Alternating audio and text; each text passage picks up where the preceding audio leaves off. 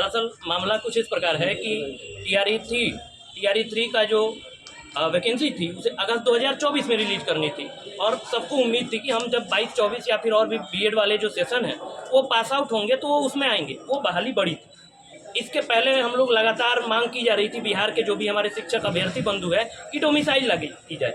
राजस्व हम देते हैं बिहार में, और जो औद्योगिक जो अपेक्षाएं हैं वो पूरी नहीं होती है। तो रहा बात केवल सरकारी नौकरी की, कहते हैं कि बिहार में बड़ी प्रतिभाएं हैं, IAS PCS बनते हैं, ऐसे नहीं बनते हैं, मजबूरी में बनते हैं, उद्योग का नहीं है यहाँ पे और कोई साधन नहीं है। तो रही बात एक नौकरी, उसमें आपको डोमिसाइल पहले नहीं लगा पाए, बाहरी लोगों को भर लिए।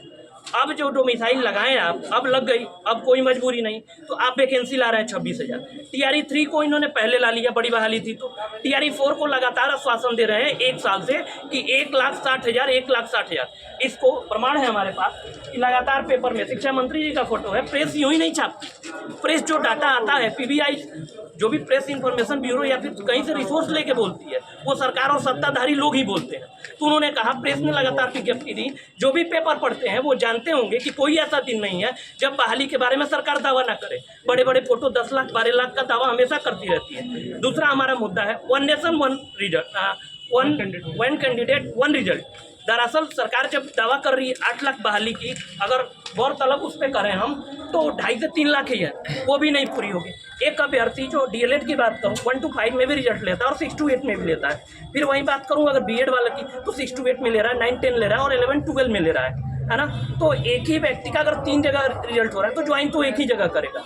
लेकिन सरकार दिखा रही है कि मैंने 8 लाख नौकरियाँ दे दी। ये क्या है? ये धांधली नहीं है तो क्या है?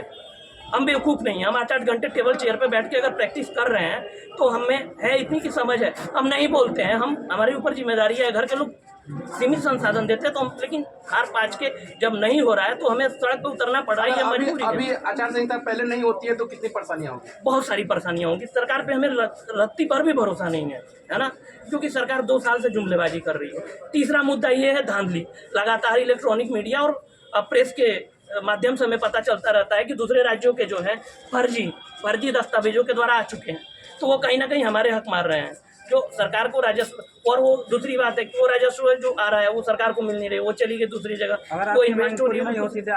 हम लोग रहेंगे सर, कहाँ पे? हम लोग रहेंगे सर, हम लोग सड़कों पे रहेंगे सर, क्योंकि हमारी मांग पूरी नहीं होती। तो अब लग रहा है कि सत्ता में पढ़ने लिखे। गोपालगंज में नीतीश कुमार भी आ रहे हैं, क्या उनसे मिलेंगे आप लोग?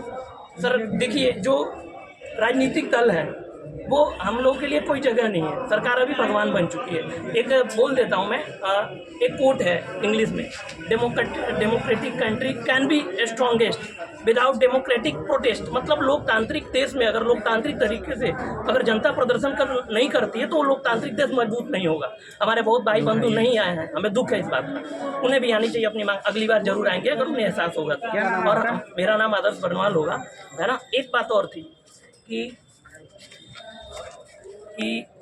चुनाव बिल्कुल करीब है, चुनाव जो है बिल्कुल करीब है।